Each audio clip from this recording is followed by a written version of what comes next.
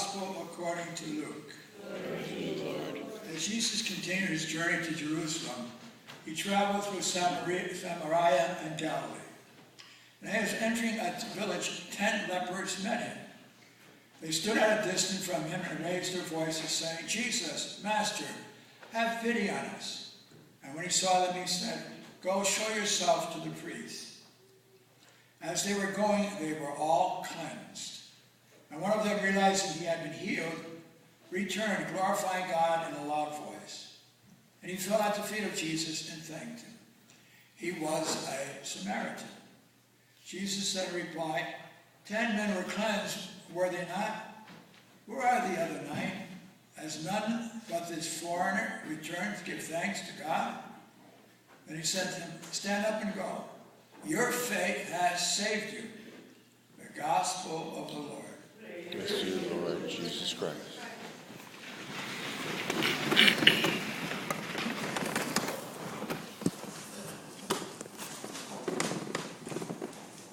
As our country continues to embrace the leprosy of the shutdown of our government during this past week, we as our country are really an outcast, and the whole world is laughing at us. And the respect that we've had in the past is going out the window. And we're kind of an outcast from the world for what's happening in Washington today. Yes, today's gospel, the disease of our Lord's time, is called leprosy. And when somebody with leprosy walk through town, they say, "Unclean, unclean," because if you touch them, you might get leprosy also. So it was putting a person out of the community and pushed them out of the community. Just like the Congress is out of touch with our desire, we want to lift the shutdown. So the lepers' banishment from the community is something like our Congress that's being banished by the community of the people who want an end to the shutdown. So it was that unclean spirit today. Today it's called something else. It's called Hansen's disease. But if you take care of it early, it can be healed and it can be cured. But if you take care of it early, it can be healed. Obviously, Congress isn't taking care of it. The shutdown still hasn't been healed. What is leprosy of our Lord's time? Well, we see that the leprosy of the government today, the shutdown, really on the brink of collapse if the debt limit is not lifted by the end of October. And we see the tragedy. As Head Start, children now are squeaking, Head Start is squeaking to a halt. Kids can't go to Head Start. And we know that priests would be arrested on a military base if they turn around and say Mass, even though they don't want to be paid. And they're called contractors. And that's all they are, contractors. They're not men. This is not Iran. This is not Saudi Arabia. This is the United States. Yes, the Democrats and the Republicans are calling each other all kinds of names. And what do we call the leprosy down in Washington? We call it the leprosy of pride. Yes, their face is being scarred, and the behavior is that of the leprosy of pride. And because of pride, they find themselves out of touch with the community, who are called to an end to the shutdown. Like the lepers of Jesus' time were out of touch with the community, so is Congress. As time goes on, pride takes over, affecting all of Congress. In our Lord's time, only a few people had leprosy. But in Washington, all the congressmen have the leprosy of pride. Yes, the pride has affected so many more in our political world. The Lord heard the cry of the Samaritan, who was an outcast, not only because he had leprosy that was catchy, but also because he was a Samaritan, and he was a foreigner. So he was an outcast. He was hated by the Jews because he was a foreigner and also because he had leprosy. Now, the first reading, we have the story of Naaman. He had leprosy also. And the prophet Elijah says, "Okay, go wash in the water 7 times. You see, you're crazy. I'm not going to do that." But finally, he obeyed, and he went and washed. And because of his obedience, he was healed. And the leper in the gospel did the same thing. He listened to the Lord. Master, hear our cry. And the Lord listened to him. And because of his faith, he was healed. Yes, the medicine of humility drove both of them.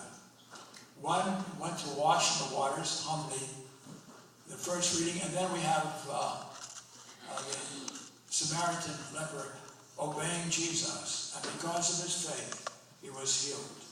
Both obeyed because they put on the medicine that's very healing, the medicine of humility. Yes, they obeyed Jesus. But we look at the other 9, they didn't come back to say thanks. And the reason why they didn't have complaints because they had the effects of leprosy. The leprosy of pride, well, why go back? How do we know Jesus is responsible for my healing? Then we have the leprosy of indifference. Who cares? Why bother to come to see things? And then they turned around and they felt they were entitled to it. They were the upper class who happened to have leprosy. So they really manifested 3 different types of leprosy. And that's exactly what Congress does. The leprosy of pride, the leprosy of indifference. We don't care what you people think. We're going to get our way. The president gets his way, or Congress gets his way. So we have this double leprosy. Leprosy of indifference and leprosy entitlement. Well, you elected me, so I can do whatever I can. I'm entitled to do anything I want. You elected me. So we have these 3 different types of leprosy right here in Congress. And we ask ourselves, does it apply to us also? Yet Naaman and the leper came back to say thanks. And it takes a tremendous amount of humility to be able to be healed from the pride of indifference and entitlement. Humility had to have a firm foundation. And what is that foundation? That foundation is faith. Jesus said, your faith has saved you. That was the foundation for his humility. Take away faith, you take away humility, and you're overflowed with a tsunami of pride and indifference and entitlement. Yes, when Jesus said, they said, Jesus, Master, have mercy on us.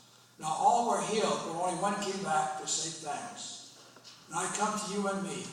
Where are you in this picture? Are you one of the congressmen? You are filled with leprosy of pride. Are you one of the congressmen who is filled with the leprosy of indifference or entitlement? Is there any humility left in your family? You still have that, well, I'm entitled to you to apologize to me. It was your fault in the family. So brothers don't talk to brothers, sisters don't talk to sisters. And it's all about money. Yes, the leprosy of pride has infiltrated every family. And if I ask you, where in your family have you not said thank you or gratefulness? Yes, to the degree that you have faith, to that degree you're going to be humble. To that degree you're going to overcome the leprosy of pride. I'm entitled to your apology. I deserve it. And I'm indifferent to you otherwise. Yes, the basis of the leprosy is the sickness of leprosy is the lack of humility. And to the degree that we are humble, to that degree we have a firm faith foundation. Why is it that 80% of people don't come to give thanks here? The same reason why the 9 didn't come to give thanks, because they didn't really believe, have faith in Jesus. It just happened. If you have faith in Jesus, you humbly come here, even if you don't feel like coming here. Because faith really is the realization of things hoped for. That you know God will take care of you now and for all eternity. It's the evidence of things not seen. We don't see love, but it's here. We don't see forgiveness, but it's here. Yes, to the degree of that faith that we got at baptism really is a strong foundation. Then you have a foundation for humbleness in your family. You got to show humility in your family. Otherwise, that leprosy of pride continues to grow and grow. You can tell me stories in your own family where people aren't talking because of pride. You're waiting for the other person to say, humbly, I'm sorry. Yes, when we look at the foundation of faith, then we have that of humility. And there's When you have humility, then you have thanks. The reason why we come to this Mass of Thanksgiving is to give thanks to all that God has given us. I'm looking for a job for 2 people. I saw a little girl in the hospital, at the children's hospital, who had half of a leg. I saw another girl who had cancer. And every time I go to the hospital, I come out and say, Lord, thank you for holding me off and still giving me health. If I kid, there's a reason for you to be thankful. And if you're truly a person of faith, you're sincere in your thankfulness. Because you humbly come here and say, Lord, thank you. My life isn't all together. I haven't got everything that I want in my life. But I have a lot more things to be thankful for. And if I asked you, what is the one thing you're most thankful for, most grateful for, what would it be? And in silence, we'll thank God for what comes to your mind right now.